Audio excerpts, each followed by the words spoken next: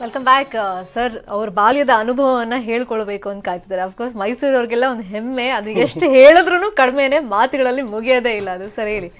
ನಾವು ಅರಸುಮನೆತನದವ್ರದ್ದು ಹೇಳಬೇಕು ಅಂದರೆ ನಮ್ಮ ಮಹಾರಾಜನ ನಾವು ನೆನೆದೇ ಜೀವನ ಮಾಡೋಕ್ಕೆ ಸಾಧ್ಯ ಇಲ್ಲ.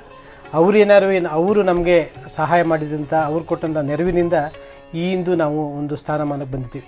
ಹಾಗಾಗಿ ನಾವು ಗ್ರಾಮೀಣ ಪ್ರದೇಶದಲ್ಲಿರುವಂತಹ ಗಂಡು ಮಕ್ಕಳಿಗೆ ಚಾಮರಾಜೇಂದ್ರ ಹಸು ಬೋರ್ಡಿಂಗ್ ಸ್ಕೂಲ್ ಅಂತ ಹೇಳಿ, ಹಾಗೆಯೇ ಮಹಿಳೆಯರಿಗೋಸ್ಕರ ವಾಣಿವಿಲಾಸ ಬಾಲಕಿಯರ ಆಶ್ರಮ ವಿದ್ಯಾರ್ಥಿನಿಲಯ ಅಂತೇಳಿ ನಜರ್ಬಾದಲ್ಲಿ ಕೊಟ್ಟಿದ್ದರು.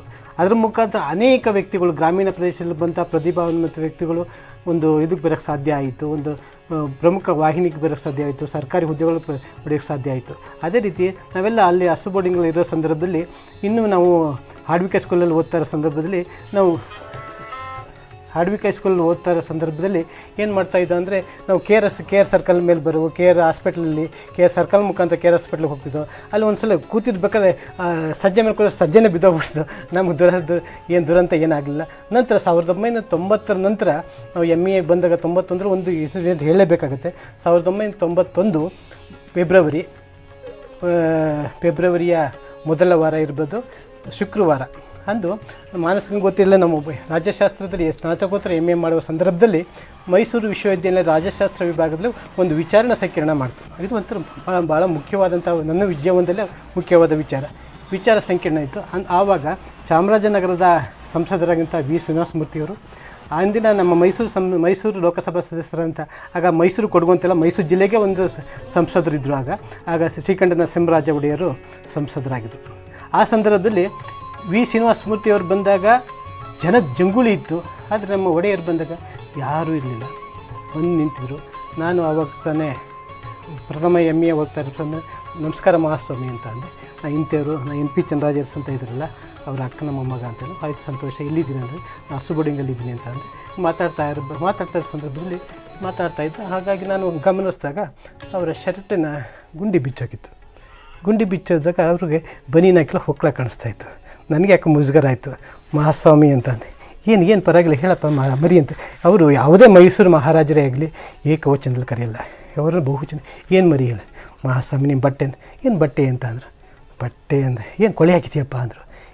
ಇಲ್ಲ ಸರ್, ಬಿಚ್ಚೋಗಿದೆ, ಹೊಕ್ಕಳ ಕಾಣಿಸ್ತಾ ಇದೆ ಅಂತ. ಆಗ ಅವ್ರು ಹಾಕ್ಕೊಳ್ಳೋ ಪ್ರಯತ್ನ ಪಟ್ಟರು. ತುಂಬ ದಪ್ಪ ಇದ್ದ ಕಾರಣ ಅದನ್ನು ಹಾಕ್ಕೊಳ್ಳೋಕ್ಕಾಗಲಿಲ್ಲ. ನಾನು ತಕ್ಷಣ ಅವರ ವೈಟ್ ಶರ್ಟು, ಈಗಲೂ ನೆನಪಿದೆ, ವೈಟ್ ಶರ್ಟು ಗುಂಡಿ ಹಾಕ್ತೆ. ಅದೇನು ಅನುಭವ ಬಂತು, ನನ್ನನ್ನು ಅಪ್ಕೊಂಡು ತಂದ್ಕೊಟ್ರು.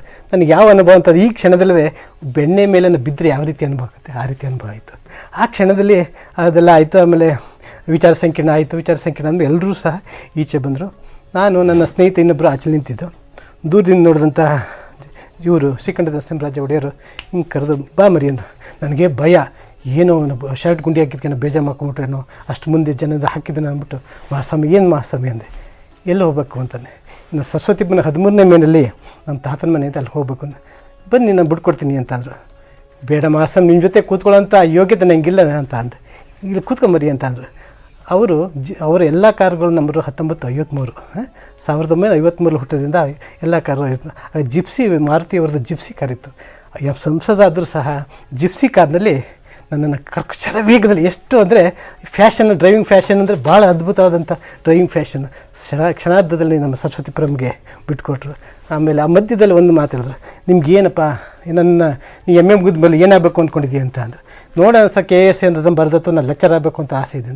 ಅದಕ್ಕೆ ನೀನೇನು ಆಸೆ ಇದ್ದು ಹೇಳಪ್ಪ ಅಂದರು. ಏನಿಲ್ಲ ಮಹಾಸ್ವಾಮಿ, ನಿಮ್ಮ ಸಿಂಹಾಸನ ನೋಡಿದ ಇದಾಗ ಒಂದು ಅವಕಾಶ ಮಾಡಿಕೊಡಿ, ನಾನು ನಿಮ್ಮ ಸಿಂಹಾಸನವನ್ನು ಕೂತಿರ್ಬೇಕಾದ್ರೆ ನಿಮ್ಮ ನೋಡಬೇಕು ಮಹಾಸ್ವಾಮಿ ಅಂದರು. ಅದೇನೋ ಗೊತ್ತಿಲ್ಲ ಅಂದರು. ಆಮೇಲೆ ನೆಕ್ಸ್ಟ್ ಅದೇ ಇದರಲ್ಲಿ ದಸರಾ ಬಂತು. ನನಗೆ ವಿಶೇಷವಾದಂಥ ಆಹ್ವಾನ, ತಾತನ ಮನೆಗೆ NP ಚಂದ್ರರಾಜರ್ಸ್ ಅಂತ ಇದ್ದರು, ಅವ್ರಿಗೆ ಆಹ್ವಾನ ಪತ್ರಿಕೆ ಬಂದು ನನಗೆ ಭಾಳ ಆಶ್ಚರ್ಯ.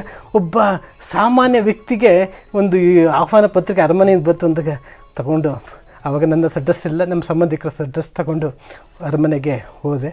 ಅಲ್ಲೆಲ್ಲ ಹೇಳಿದಾಗೆ ಎಲ್ಲ ಇದರಿಂದ ಎಲ್ಲ ನಡೀತಾ ಇರೋ ಸಂದರ್ಭದಲ್ಲಿ ಇದೆಲ್ಲ ಸಿಂಹಾಸನ ರೂಢ ಆಗ್ತಾರೆ.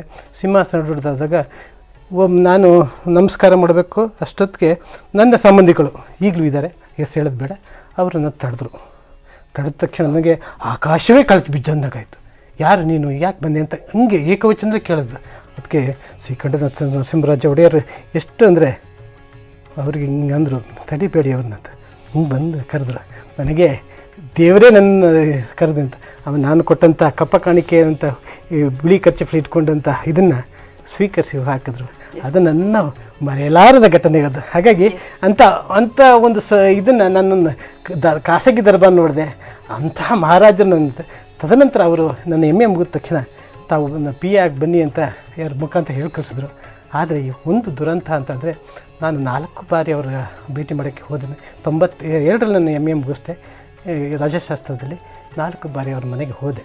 ಆದರೆ ಖಾಸಾ ಸಿಬ್ಬಂದಿಗಳು ಯಾಕೆ ಅಂತ ಈ ದುರಂತ ಕಥೆಗಳು ಯಾಕೆ ಹೇಳ್ತಾ ಇದ್ದೀನಿ ಅಂದರೆ, ಮಹಾರಾಜ ಒಳ್ಳೆಯರಾದರೂ ಸಹ ಖಾಸಾ ಸಿಬ್ಬಂದಿಗಳು ಇದೆಲ್ಲ ಅವ್ರು ದಾರಿ ತಪ್ಪಿಸ್ತಾರೆ. ಇಲ್ಲ ಮಾತನಾಡೋಣ ಸರ್, ಯಾವ ರೀತಿಯಾಗಿರುತ್ತೆ ಆಡಳಿತ ಒಂದು ಕಡೆ ಆದರೆ, ಮತ್ತೊಂದು ಕಡೆ ಅವರ ಸೆಕ್ರೆಟರಿಗಳು ಏನೇನು ಮಾಡ್ತಾರೆ ಅನ್ನೋದು ಕೂಡ ಇಂಪಾರ್ಟೆಂಟ್ ಆಗುತ್ತೆ. ಆದರೆ ರಾಜರು ಯಾವ ರೀತಿಯಾಗಿ ಆಡಳಿತವನ್ನ ಮಾಡ್ತಾ ಇದ್ರು ಅನ್ನೋದು ಬಹಳ ಇಂಪಾರ್ಟೆಂಟ್ ಇದೆ ಅಂತ ಅನ್ಸುತ್ತೆ. ಈಗಾಗಲೇ ನಾವು ಯಾವ ರೀತಿಯಾಗಿ ಚಾಮುಂಡೇಶ್ವರಿಯ ಮೆರವಣಿಗೆ ನಡೀತಾ ಇದೆ ಅನ್ನೋದನ್ನ ನೋಡ್ತಾ ಇದ್ವಿ. ರಾಜ ಬೀದಿಗಳಲ್ಲಿ ಸಾಕ್ತಾ ಇದೆ ಈ ಒಂದು ಮೆರವಣಿಗೆ. ಅದರ ಅನುಭವನ ನೀವು ಪಡ್ಕೊಂಡಿರ್ತೀರಿ. ಈಗಾಗಲೇ ಸರ್ ಹೇಳ್ತಾ ಇದ್ರು ಅವರ ಅನುಭವ ಯಾವ ರೀತಿಯಾಗಿತ್ತು ಅನ್ನೋದನ್ನ.